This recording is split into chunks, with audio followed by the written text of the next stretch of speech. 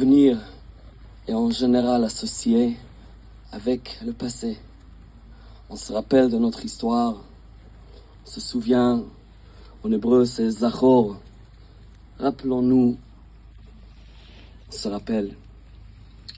Mais dans le premier livre de la Genèse, Bereshit, il y a 3 reprises le mot souvenir. Je cite, la première fois, Dieu se rappelait de Noé. Dans l'arche, un déluge autour de lui, Dieu lui a sauvé, il se souvenait de lui pour ramener sur la terre sèche. Deuxième fois, c'est lorsque Dieu se rappelait de Lot. Lot qui a été à Sodome, qui a été détruit. Dieu se rappelait des mérites d'Abraham qui l'a sauvé de la destruction. La troisième fois, Dieu se souvenait de Rachel. Rachel, notre matriarche, elle a eu ensuite un enfant. Ces 3 exemples de souvenirs ne sont pas liés avec le passé.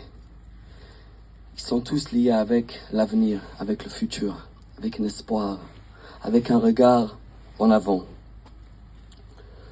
Lorsqu'on se rappelle du passé, c'est toujours pas seulement pour se rappeler qu'est-ce qu'il y a eu. Son passé, peut-être lointain, peut-être moins lointain. Mais on ne peut pas changer le passé. On doit regarder en avant. On ne doit jamais oublier le passé pour qu'on puisse construire une meilleure future.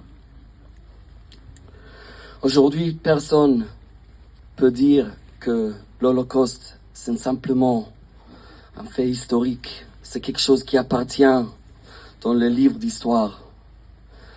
Malheureusement, dans un monde où il y a plus de haine, plus de violence, antisémitisme,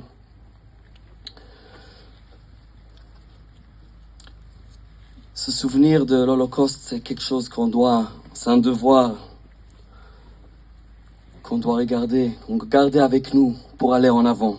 On doit essayer de créer des liens de fraternité, parce que fraternité, ça amène l'espoir. Et l'espoir, c'est notre arme contre la haine. Le mal arrive quand l'être humain laisse le mal arriver. Notre meilleure défense est de se souvenir où est-ce que cette haine peut nous amener. Et on prie pour la force et le courage de faire en sorte que ça va jamais arriver encore une fois. Je termine avec une dernière pensée. Encore une fois, le premier chapitre du livre de Genèse. Lorsque Dieu créait l'être humain, le verset dit, l'être humain a été créé à l'image de Dieu. B'Tselem Elohim bara et Adam. C'est-à-dire que lorsqu'on regarde une autre personne, on peut chercher une trace de Dieu chez l'autre personne.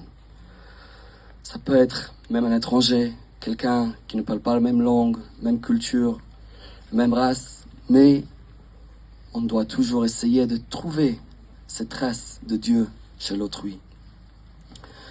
Dieu nous aide. On est tous là pour cette journée difficile. C'est la première fois ici. Je suis sidéré d'émotion. Je ne sais pas comment je vais dormir, ni ce soir, ni je ne sais pas jusqu'à quand. Mais ça me donne du courage de voir qu'il y a des personnes qui sont venues volontairement.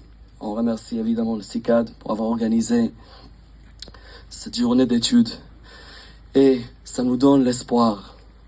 En regardant ce qu'il y avait dans le passé, cet espoir va nous porter, va nous amener dans un futur meilleur. Merci.